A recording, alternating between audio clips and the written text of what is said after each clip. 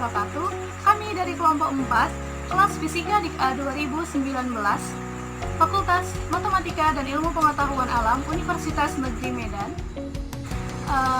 Di video kali ini kami akan menjelaskan mengenai topik tentang keterampilan belajar dengan judul mencatat sebagai cara efektif dalam meningkatkan keterampilan belajar. Nah, sebelum masuk ke pembahasannya, saya akan memperkenalkan teman-teman kelompok saya, dimulai dari saya untuk memperkenalkan diri.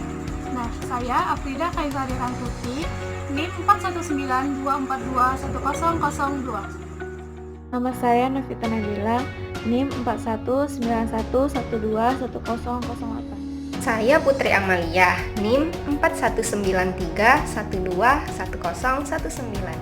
Saya Putri Pratiwi, NIM 4191210005.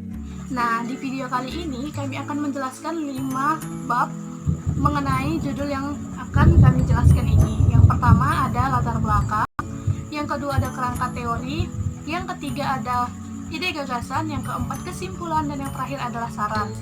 Nah, untuk latar belakang sendiri akan dijelaskan oleh saya sendiri.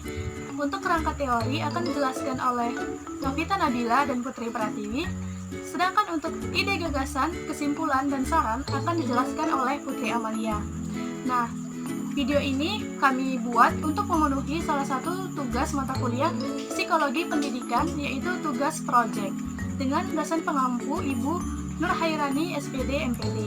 Nah, untuk mempersingkat waktu, kami akan mulai penjelasan mengenai mencatat sebagai cara efektif untuk meningkatkan keterampilan belajar. Selamat menyaksikan. Baik, kita masuk ke pembahasan yang pertama, yaitu tentang latar belakang. Nah, belajar dan mengajar itu merupakan suatu kegiatan tunggal yang memiliki makna berbeda. Nah, belajar itu merupakan suatu perubahan tingkah laku karena hasil dari pengalaman yang diperoleh. Sedangkan mengajar merupakan suatu kegiatan menyediakan kondisi yang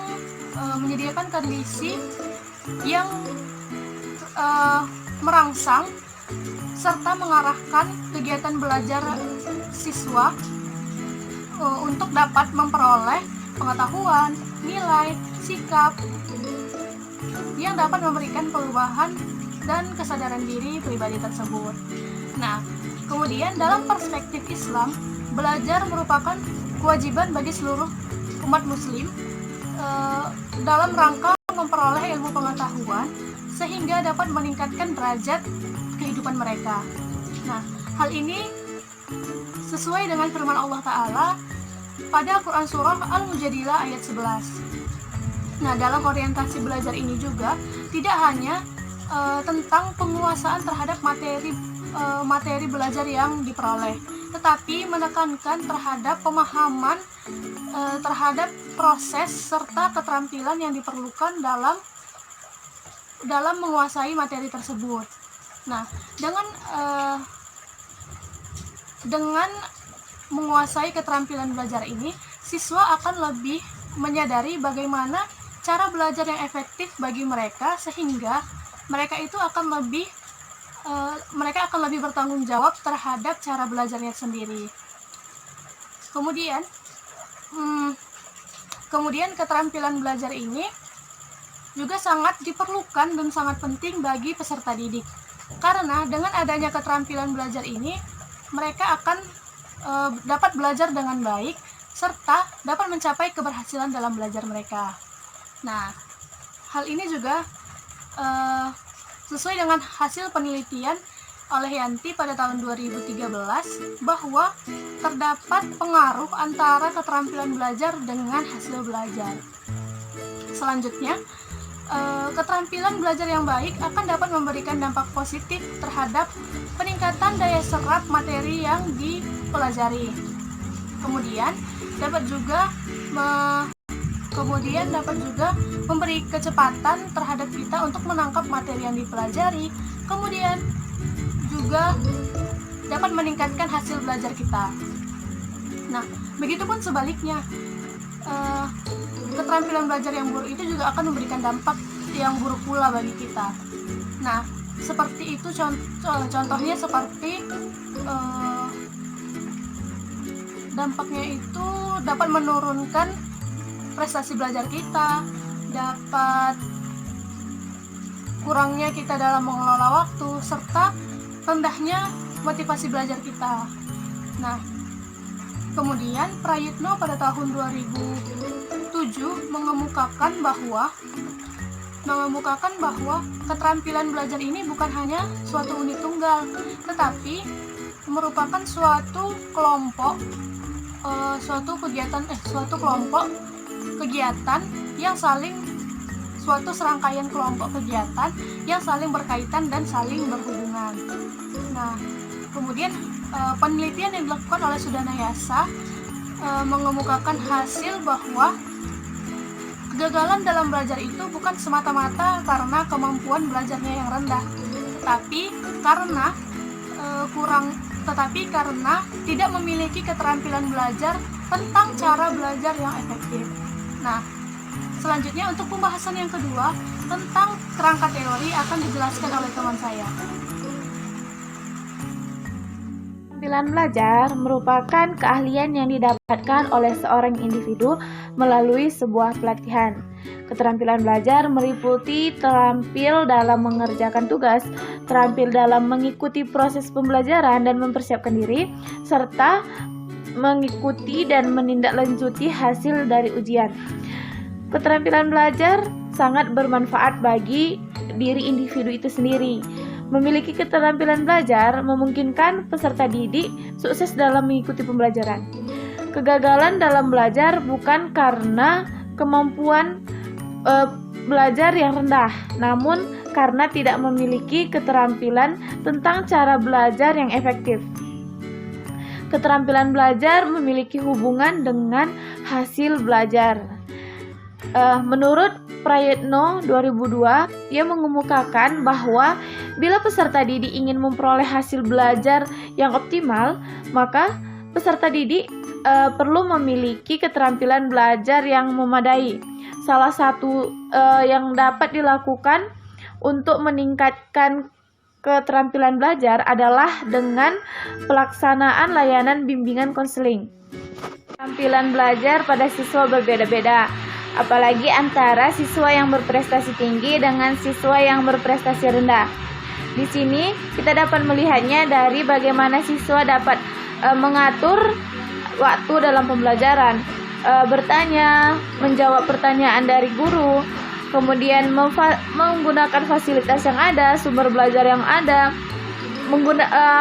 menerapkan hubungan antara siswa dengan guru, serta dapat dilihat dari bagaimana pembelajaran dan keaktifan dari individu tersebut.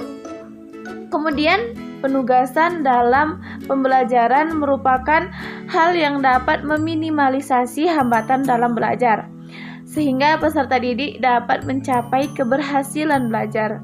Keberhasilan seseorang dalam belajar ditentukan oleh bagaimana keterampilan belajar dalam menciptakan suatu suasana yang kondusif dan efektif serta efisien dalam pembelajaran tersebut.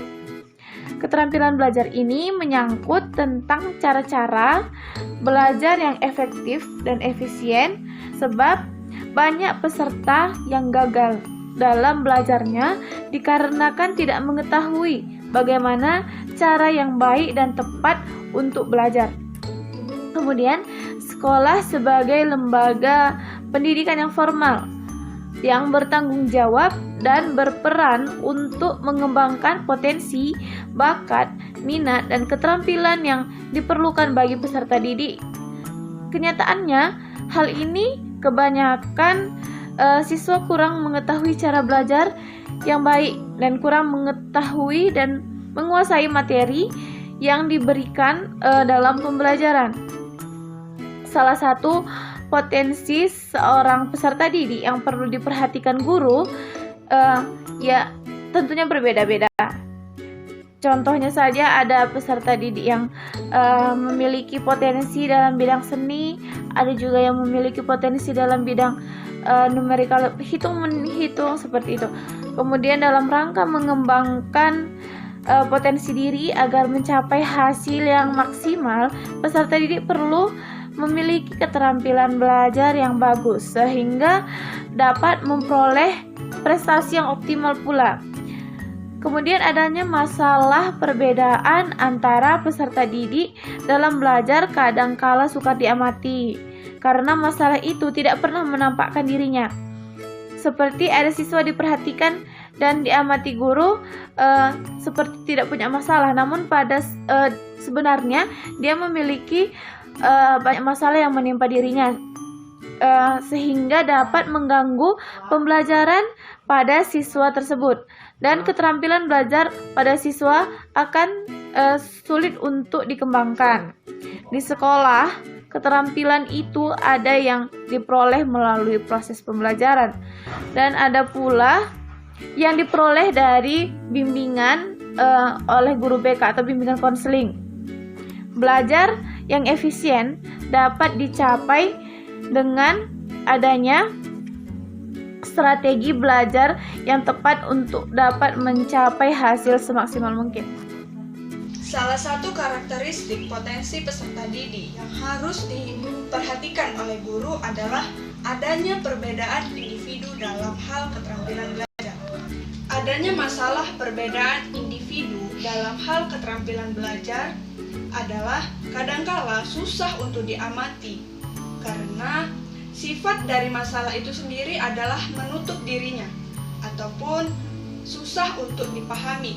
Seperti ketika seorang siswa sedang diperhatikan ataupun sedang diamati oleh seorang guru, seakan-akan dia tidak memiliki masalah, tetapi sebaliknya dia sedang mengalami masalah yang cukup berat. Melalui pelayanan bimbingan dan konseling, diharapkan siswa dapat mengatasi permasalahan yang dialaminya. Seperti yang diungkapkan oleh BSNP tahun 2006, pelayanan bimbingan dan konseling memfasilitasi kebutuhan ataupun pengembangan dari peserta didik baik secara individu, kelompok, ataupun klasikal sesuai dengan kebutuhan, bakat, minat, potensi, serta pengembangan. Dalam hal ini, kondisi-kondisi tersebut dapat mengatasi siswa tersebut dalam menghadapi masalahnya. Menurut Hidayati dan Eko tahun 2018, kegiatan belajar dapat menimbulkan berbagai masalah bagi peserta didik. Misalnya, manajemen waktu belajar, cara belajar, mempersiapkan ujian, dan sebagainya. Masalah belajar yang dialami oleh peserta didik memiliki hubungan yang erat dengan keterampilan belajar.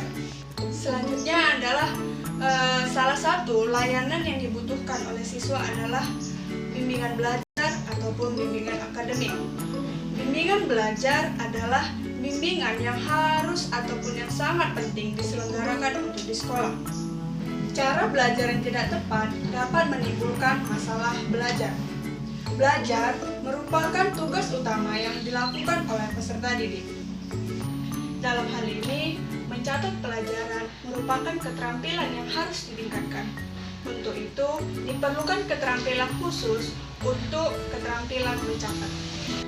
Menurut Gi, tahun 1995, pembacaan buku yang dilakukan oleh siswa kebanyakan akan menjadi sia-sia kalau ia tidak mencatatnya kembali, karena pikiran tidak dapat mengingat begitu banyak butir-butir pengetahuan tanpa berulang-ulang mengingatnya. Nah, jadi keterampilan belajar sangat dibutuhkan dan sangat penting bagi peserta didik. Karena keterampilan belajar akan mempengaruhi hasil belajar peserta didik. Hal-hal seperti peserta didik yang mencontek ketika ulangan, tidak memperhatikan saat guru menjelaskan, tidak dapat mengingat materi pelajaran dengan baik, serta melamun ketika pelajaran berlangsung merupakan pengaruh dari keterampilan belajar peserta didik yang masih kurang. Jadi, ide gagasan kami di sini adalah setiap sekolah memberikan layanan berupa pengembangan keterampilan belajar bagi peserta didiknya. Oleh karena keterampilan belajar dapat dikembangkan salah satunya dengan cara mencatat, maka menurut kami, sekolah dapat melakukan kegiatan berupa pelatihan untuk membuat buku catatan bagi peserta didik setiap minggunya. Nah, dari kegiatan ini diharapkan peserta didik mampu mahir dalam mencatat dengan menarik. Karena dengan menariknya buku catatan setiap peserta didik, mereka akan lebih sering membukanya dan tanpa disadari mereka akan mengingat materi yang dicatat mereka. Dan bahkan letak halaman suatu materi yang dicatat dalam buku catatannya pun mereka akan mengingatnya. Jadi dalam pelatihan membuat buku catatan ini diajarkan bagaimana membuat mind mapping dan bagaimana membuat catatan menjadi lebih berwarna dengan memainkan warna-warni dari pulpen warna atau cat sebagainya. Sehingga peserta didik dapat mahir membuat catatan yang menarik. Kesimpulannya, keterampilan belajar peserta didik yang berbeda-beda membuat proses pembelajaran tidak berjalan dengan sukses. Untuk itu, tugas sekolah di sini tidak hanya mengajarkan ilmu pengetahuan saja, tetapi juga mampu mengembangkan keterampilan belajar peserta didiknya. Salah satu cara mengembangkannya adalah dengan membuat kegiatan berupa pelatihan membuat buku catatan yang menarik. Karena setelah kami membaca berbagai sumber hasil penelitian, didapatkan alasan peserta didik tidak memiliki keterampilan belajar adalah peserta didik itu malas untuk mencatat pelajaran yang telah diajarkan. Padahal dengan hanya mengandalkan ingatan saja bukanlah cara yang efektif dalam belajar. Tentunya peserta didik akan mudah lupa materi pelajaran yang telah diajarkan. Oleh karena itu, pelatihan membuat buku catatan yang menarik ini dirasa penting untuk meningkatkan kemampuan mencatat sehingga keterampilan belajar dapat meningkat. Semoga penjelasan yang telah kami berikan ini dapat bermanfaat bagi kalian semua, dan kami mohon maaf apabila ada kesalahan baik itu dari penjelasan yang kami jelaskan ataupun dari materi yang kami sampaikan. Kami mohon maaf dan kami sangat mengharapkan kritikan ataupun saran yang dapat membangun terhadap hasil kerja kelompok kami ini. Nah, sekian dari kami. Terima kasih. Assalamualaikum warahmatullahi wabarakatuh.